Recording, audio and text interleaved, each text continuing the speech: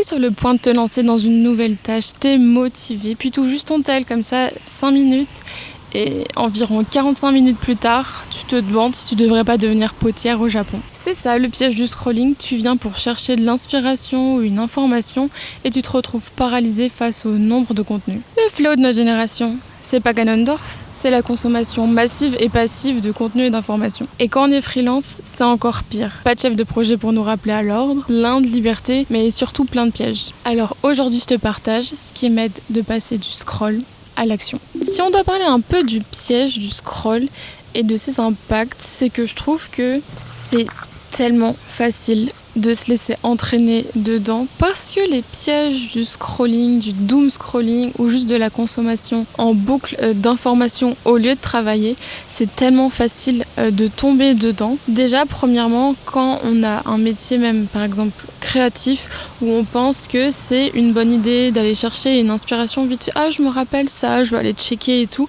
et on se retrouve littéralement des minutes et des minutes plus tard à regarder totalement autre chose. Ça peut être très compliqué. J'ai l'impression qu'aujourd'hui les gens ont quand même un problème avec l'attention et même la concentration, et je trouve qu'en fait les pièges du scrolling c'est comme une espèce de petite pieuvre avec plein de tentacules. C'est quand même très facile de ne pas voir venir arriver la chose et de se laisser prendre au piège. Bien que le scrolling il peut être tentant et avoir un aspect un petit peu inspiration, je vais faire du benchmark, je vais bencher, etc.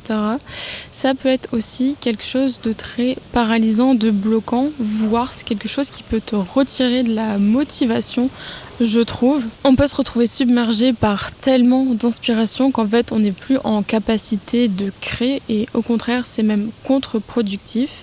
Parfois on veut juste chercher une référence, et en l'occurrence c'est bien en fait d'être très intentionnel avec ce qu'on veut faire. Et je dirais que la majorité du temps le scrolling, quand il est assumé, et va plus être là sous forme de divertissement. Mais je sais pas si vous vous rendez compte ou non, mais même sous une forme de divertissement, il est la majorité du temps pas du tout positif. Il y a des personnes qui vont dire je vais un peu mettre mon cerveau de côté, comme si j'allais regarder par exemple une émission ou autre.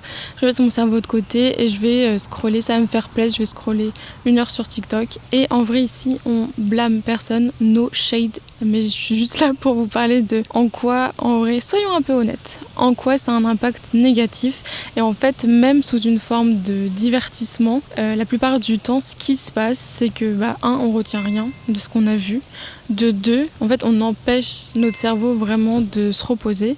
Et quitte à avoir vraiment une forme de divertissement et quelque chose de plus passif, autant regarder vraiment quelque chose qui sera peut-être un peu plus culturel, comme un film, un livre ou autre, même si en soi ça fait toujours plaisir de temps en temps, mais c'est bien d'être conscient que ça peut être une habitude qui a un impact vraiment négatif dans notre routine ou au quotidien. Par exemple, ce qui peut être intéressant, c'est là vous de vous poser la question, c'est quoi les moments un peu où vous vous retrouvez à juste ingérer du contenu comme ça? Est-ce que c'est quelque chose qui vous fait du bien, et dans ce cas-là good for you, ou c'est quelque chose qui au contraire contre lequel vous voulez lutter ou autre? Dites-moi ça en commentaire. Quel est votre rapport avec le scrolling? Est-ce que c'est quelque chose que vous contrôlez ou non? En tout cas, on va voir ensemble tout de suite ce que moi j'applique pour essayer un peu plus de le maîtriser et de moins le subir. Et du coup, comment contrer le scrolling? La première chose à faire, c'est être honnête avec soi et d'essayer d'analyser ce qui nous fait perdre notre attention, perdre la concentration. Et du coup, c'est un petit peu savoir comment on fonctionne. Et il y a une chose hyper importante aussi, c'est accepter l'inconfort, le changement, être d'accord avec le fait d'essayer de mettre en place de nouvelles habitudes, peut-être réinviter le silence dans sa vie, et en tout cas donner rendez-vous à l'inconfort. Je dirais même aujourd'hui que si on scrolle, si on a ce réflexe de regarder notre téléphone, regarder internet sur l'ordinateur ou autre, c'est parce que on a vraiment du mal à s'ennuyer ou on a du mal à rien faire. Et justement, ça va être tout le but, ça va être un peu notre petit challenge à nous. Déjà, l'espace physique. Est-ce que ton bureau, il est rangé, ordonné, etc. Parce que Bon, ça va sembler très cliché, très cheesy, mais un bureau rangé, c'est déjà un peu une tête rangée. Donc n'hésite pas à ranger un peu les choses qui t'entourent. Je te parle pas de claquer ton meilleur ménage là maintenant tout de suite, mais en tout cas de peut-être ranger un peu les stylos qui traînent, ranger les carnets, ranger je sais pas ce qu'il y a sur ton bureau, les petites figurines ou autres, faire en sorte que ce soit plus rangé pour te sentir dans ta tête plus clair. Ensuite, ça va être d'éloigner les distractions, toutes les distractions que vous pouvez avoir. Ça passe de la petite notification, si vous tolérez bien votre téléphone, on va y revenir sur le téléphone, à éloigner son téléphone, le mettre bien loin, et toutes les autres sources de distraction. Donc il y en a justement qui vont vouloir ranger leur bureau, d'autres ça va être d'autres choses, chacun ses trucs. En tout cas, tout ce qui est un peu distraction de l'espace physique, là où on travaille, il va falloir les éloigner, les couper. On n'en veut pas, ça va pas nous aider à s'organiser, ça va pas nous aider à avancer dans ce qu'on va faire. Et à l'inverse, au contraire, on va se préparer un peu notre petit kit de focus. C'est quoi les choses dont tu as besoin pour pouvoir travailler sereinement ? Par exemple, moi, ça va être une énorme gourde d'eau. Une en plus qui contient une paille que tu peux boire en 2-2, donc pas besoin d'aller te lever pour aller boire de l'eau, de la remplir ou autre. Tu la remplis une fois et c'est bon pour la journée. Fait 1,5 litre. Autre chose, moi, ça va être toujours un papier à côté de moi, donc soit des post-it, soit mon carnet ou autre, mais voilà. Et ensuite, j'ai 2 autres choses. Mon baume à lèvres, Who Am I ? Et aussi, avant de commencer, voilà, je dois vous l'avouer, petite direction hip hip, parce que on n'a pas envie de se lever dans 5-10 minutes en fait. Donc ça va être un peu tout ce qui concerne l'espace physique. En l'occurrence, moi, mon téléphone, il est soit dans le salon, soit vraiment, si j'ai pas envie de le voir, dans la chambre. Donc le but, c'est juste de l'éloigner, suivant l'appartement, la maison que vous avez. Évidemment, si vous travaillez sur votre téléphone, on va y revenir, ne vous inquiétez pas. Et de pair avec le téléphone, un peu ces réflexes de checker, de vouloir répondre ou autre, on va devoir apprendre, toi et moi, à ne pas se rendre joignable H24 en fait. De pas répondre toujours du tac au tac quand on nous envoie un message ou autre. Moi j'ai ça beaucoup pour le travail, donc je suis freelance, je suis directrice artistique et illustratrice, et quand on m'envoie un message, donc un mail pour travail ou autre, j'ai envie de répondre tout de suite, j'ai pas envie de faire attendre, parce qu'en plus dans le milieu du travail, parfois il y a aussi le timing peut vraiment rentrer en compte par rapport au fait d'avoir un projet ou non, et donc c'est vrai que j'ai ce truc de checker à fond mes mails ou autre, mais en fait à un moment, est-ce que ça change vraiment quelque chose de répondre 1 heure ou 2 heures après? Dans la majorité des cas, non. Il y a des exceptions. Mais voilà, donc ça s'applique aussi aux copains et aux copines. Ouais, ça s'applique aussi à l'entourage. On peut très bien répondre plus tard et prioriser ses tâches, prioriser ce qui est important dans sa journée. Et du coup, ça va aussi passer par tout ce qui va être espace mental cette fois, pas physique. Pour l'espace mental, justement, ça va rejoindre ce truc de se connaître. Ça va être de trouver pour toi, c'est quoi l'espace mental qui te permet de te concentrer, qui te permet vraiment de garder ton attention hyper longtemps. Et donc, en l'occurrence, ton espace aussi sonore. Moi, c'est vrai que j'ai eu tendance pendant une longue période à justement réintroduire un petit peu la musique, des podcasts, des vidéos, suivant ce que je faisais, etc. Et je me rends compte que dernièrement, justement, avec l'utilisation des plateformes, des réseaux sociaux ou autres, ma qualité d'attention et de concentration est juste moins bonne. Et parfois, je ne peux pas me permettre de faire ça. Et récemment, j'ai réintroduit justement 2 choses, le silence et les bruits blancs. Donc j'utilise le site Flocus qui propose des bruits blancs, mais vous pouvez en trouver plein sur les plateformes d'écoute, il y en a même sur YouTube également. Et aussi, ce qui peut être intéressant, c'est des playlists. Soit des playlists que vous êtes fait vous-même, soit des playlists qui existent. Moi, j'aime beaucoup celle de Headspace, qui est justement un site, une application de méditation de base, mais ils ont aussi plein d'autres sons hyper chouettes, comme des paysages sonores, des playlists pour la concentration, etc. Et ça peut être intéressant d'en avoir. D'ailleurs, il faut savoir que parfois, quand on écoute justement la même playlist, les mêmes musiques ou autres, ça peut nous aider à nous mettre dans une sorte de routine, une sorte de stimuli qui va nous rappeler que ok, on doit se concentrer. Et on verra ensemble justement, parce que le fait de se créer des habitudes, une routine, c'est aussi ce qui va créer un peu du confort et sera moins pénible de réussir à se concentrer. Mais du coup, vous, qu'est-ce qui vous convient ? Est-ce que vous arrivez à écouter de la musique quand vous travaillez ? Est-ce que vous en avez besoin ? Est-ce que vous avez besoin de porter un casque qui coupe le bruit ? Est-ce que vous travaillez depuis chez vous ou en open space ?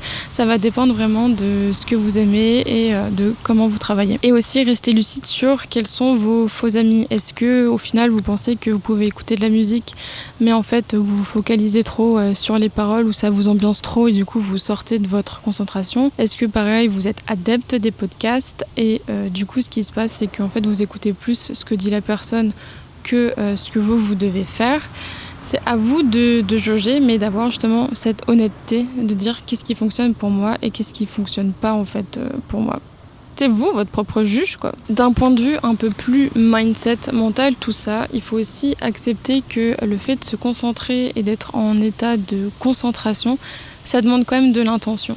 C'est pas magique, ça demande une intention, une impulsion, ça demande quelque chose.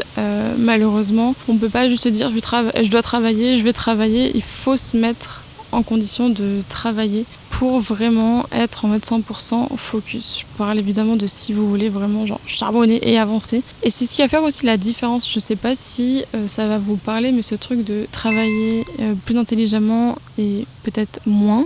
Pour mon espace mental, ce que j'utilise aussi, du coup, ça va être un bloqueur. Donc tout à l'heure, je disais de mettre de côté ce qui va être les distractions, donc notamment le téléphone. Mais soyons honnêtes, moi ça me suffit pas en fait. Ça me suffit pas d'avoir mon téléphone hyper loin.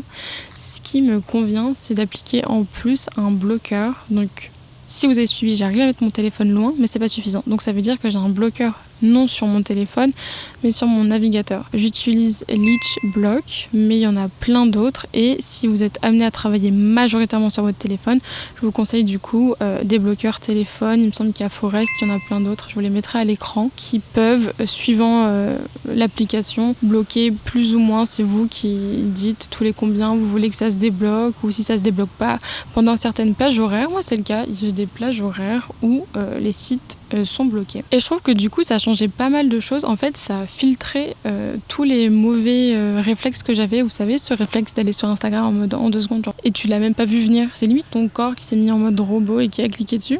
Tu vois ce truc ? Ou t'as la même chose avec ton téléphone, ou peut-être t'as regardé Instagram il y a 10 secondes ou 5 minutes et tu revas dessus parce qu'en fait c'est juste des mauvaises habitudes. Et ben du coup je trouve que les bloqueurs ils sont hyper bons pour ça parce que ça va filtrer ces mauvais réflexes et donc ça te permet quand même de rester beaucoup plus concentré et si on évite quelques pièges, on gagne beaucoup de minutes de travail entre nous. Un autre truc par rapport à l'espace mental, c'est que souvent lorsque je travaille, je vais avoir des idées, que ce soit des idées de contenu, de dessin, de vidéo, de création de contenu, ou juste des idées, je me rappelle que je dois faire certaines choses, et parfois on peut être très tenté de les faire directement. C'est pour ça que notamment dans mon espace de travail physique, j'ai souvent donc un post-it ou un carnet, c'est parce que je note si c'est de l'ordre des choses à faire plus perso ou autre, mais j'ai aussi toujours quasiment ouvert à côté mon Notion où j'ai les différentes catégories d'idées et du coup si j'ai une idée il me suffit juste de la noter et on n'en parle plus et je reste pas focalisée sur ça ou je mets de côté les idées un peu parasites et donc je commence pas à les faire. Une fois que tu as ton espace de travail et ton espace mental de ready, je vais te donner quelques tips sur ma manière de travailler, mes petites méthodes. Déjà, le premier truc à faire, ça va être de prioriser ses tâches, de savoir quelle tâche doit être faite aujourd'hui, quelle tâche doit être faite dans la semaine. Et donc, ça va être de répartir son emploi du temps. Et peut-être que t'es pas freelance, peut-être que t'es salarié et que t'as pareil dans la semaine plusieurs choses à faire, plusieurs tâches à faire pour plusieurs choses et que en fait parfois tu sais même pas trop lesquelles sont à faire, tu penses que tout est à faire en même temps parce qu'il y a souvent ce truc de non mais sinon il faut le faire. C'est bien de demander quelle est la tâche la plus importante, quel projet est le plus important, c'est quoi les deadlines. Les deadlines au final c'est ce qui fait toute la différence et c'est ce qui permet notamment de prioriser ces tâches, donc quelle tâche je dois faire forcément aujourd'hui et me concentrer sur celle-ci parce qu'avoir de la clarté sur les choses qu'on a à faire et peut-être justement limiter sa to-do, ça peut aussi nous permettre parfois de juste mieux travailler. C'est pour ça qu'il existe un peu deux manières de fonctionner. Soit tu peux commencer ta journée par les tâches les plus importantes, comme ça tu sais qu'elles seront faites et tu as fait ta journée, c'est genre nickel. Soit la plupart du temps les gens aussi utilisent l'autre méthode qui est de commencer par les petites tâches qui prennent entre 5 à 10 minutes maximum et de les faire en priorité et ensuite de se concentrer sur l'essentiel.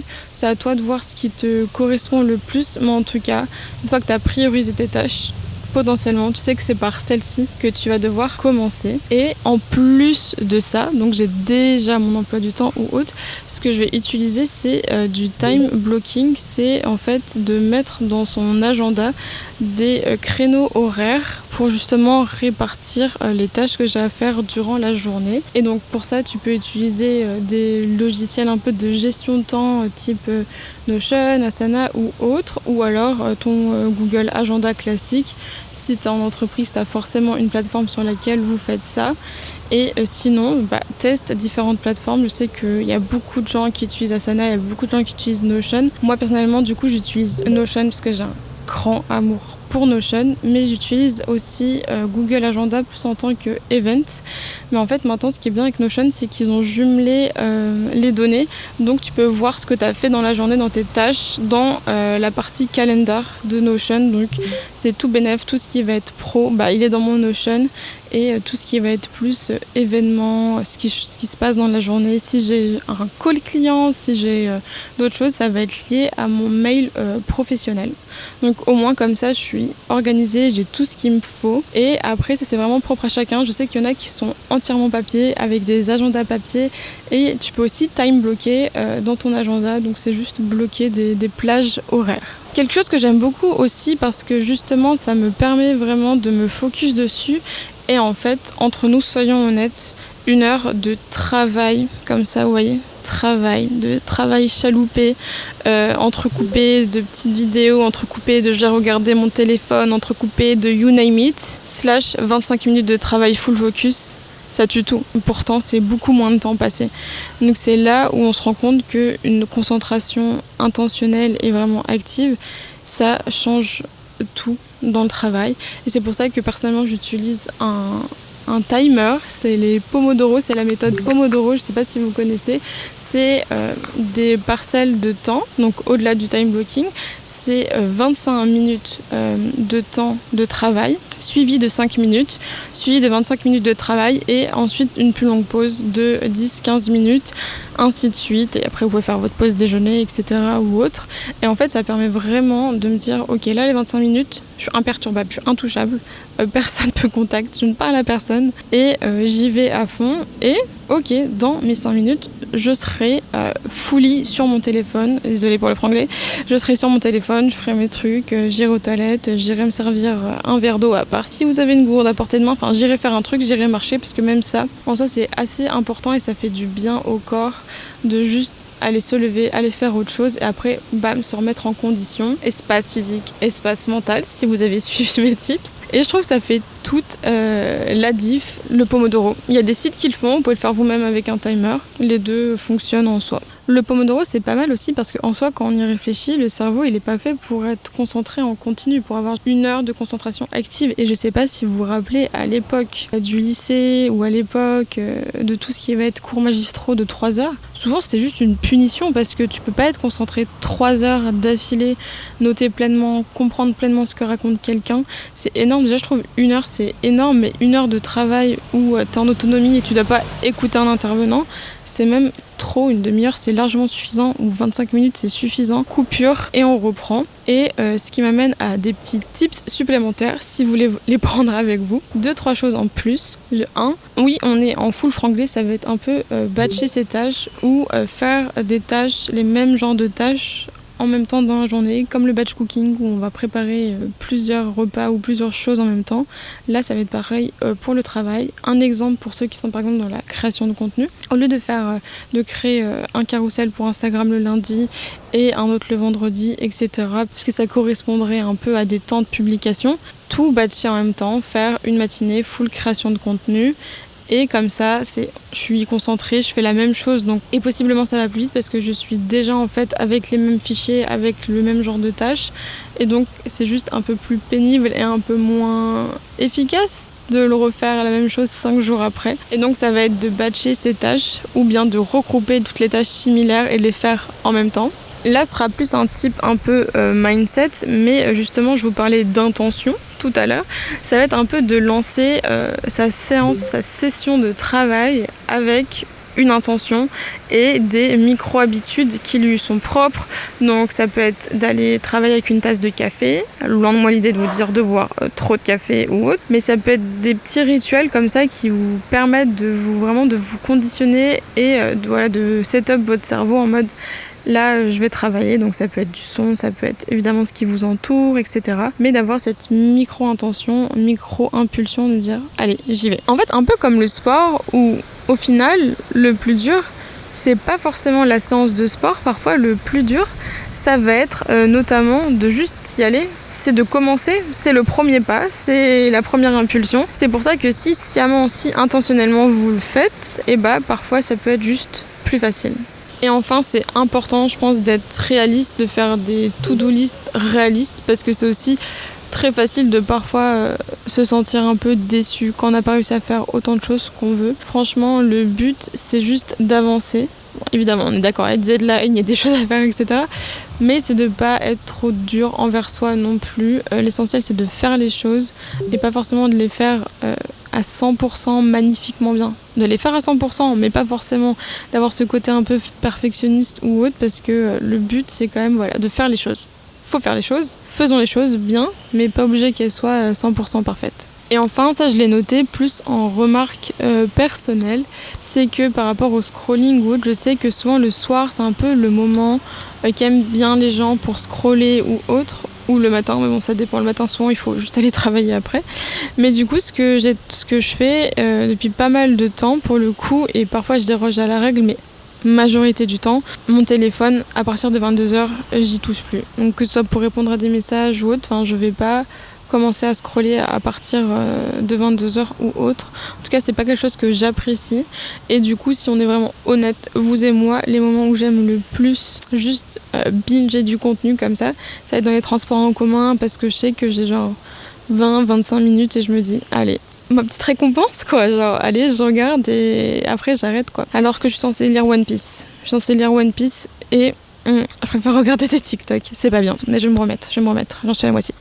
Mais voilà, donc vous, si jamais vous deviez faire un petit peu le topo de tout ce que je viens de dire, c'est quoi les facteurs principaux qui fait que vous sortez de votre flow, de votre zone de concentration. En tout cas, je trouve que c'est quand même hyper facile de tomber dans le scrolling ou la consommation massive comme ça d'informations. Faut pas se blâmer. Mais le but, en fait, c'est juste d'être conscient, honnête et de se dire, voilà, comment est-ce que je peux reprendre le contrôle et comment aussi je peux mieux travailler pour après m'accorder plus de temps de repos ou de création, de hobby, d'autres choses. Et donc voilà, j'espère que ces petits conseils auront pu vous parler et vous plaire.